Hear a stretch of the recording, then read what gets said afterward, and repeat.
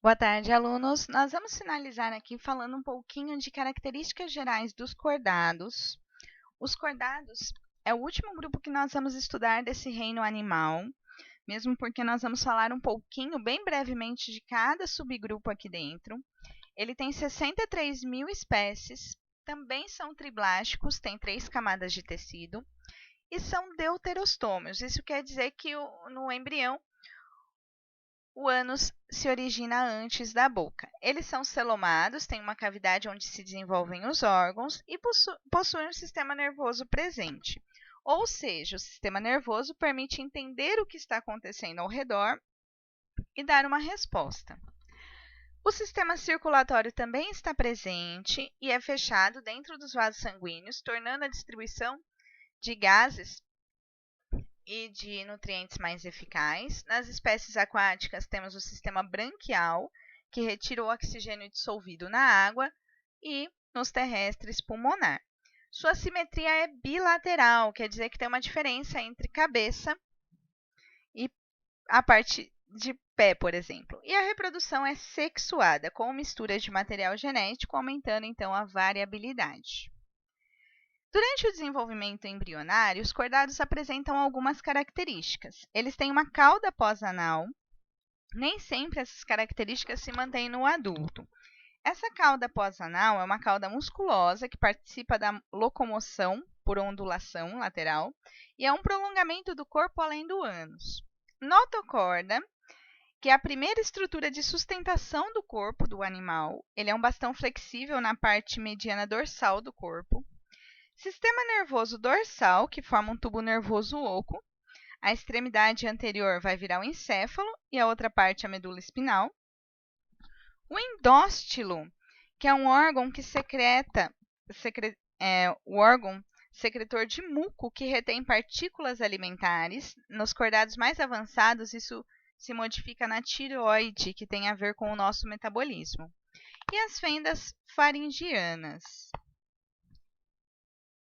Na maioria dos cordados, a notocorda desaparece no final da fase embrionária.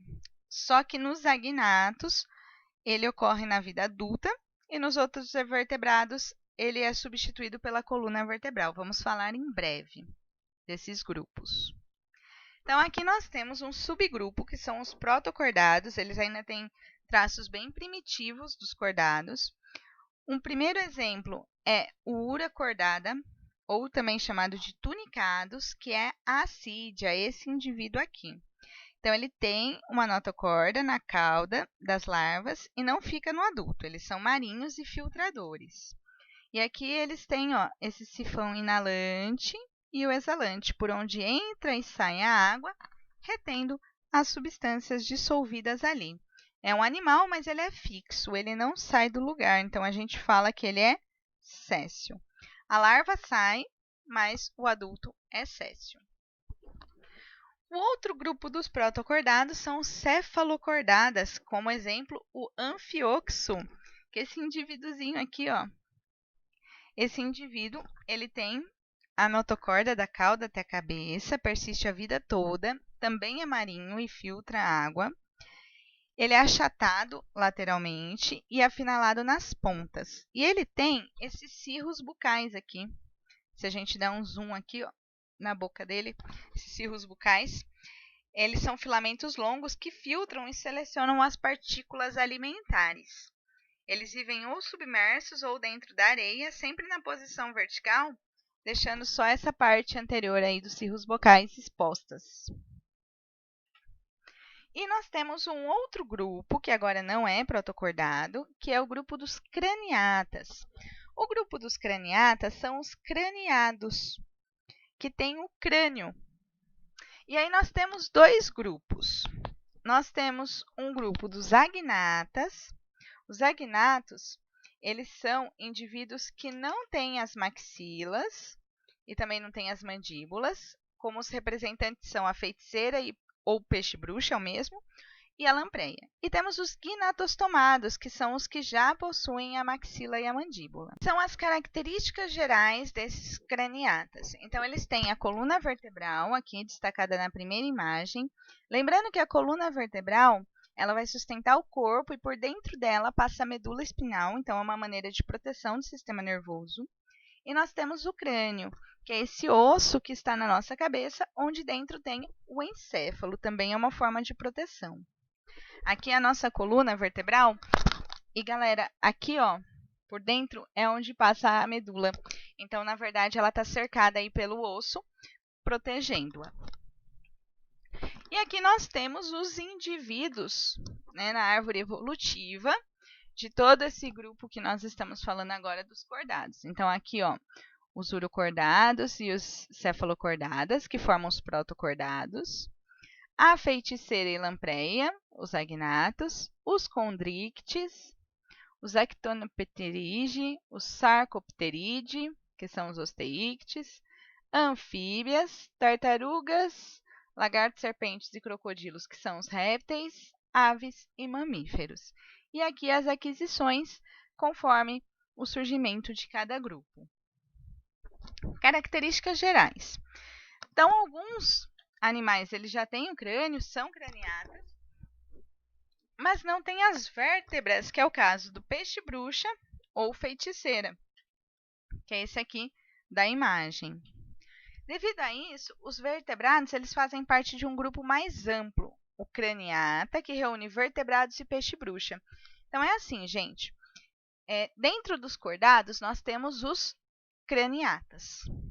Os craniatas têm dois grupos, o peixe-bruxa, que é o que não tem a coluna vertebral, e os vertebrados, que têm coluna vertebral.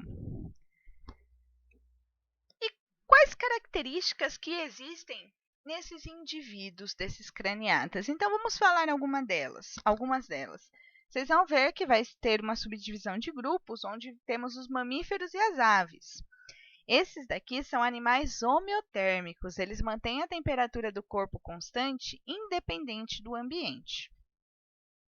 Veja você, né, num dia de 40 graus, se você colocar um termômetro e não estiver doente, você não vai marcar 40 graus. É independente do ambiente a sua temperatura, você consegue mantê-la constante.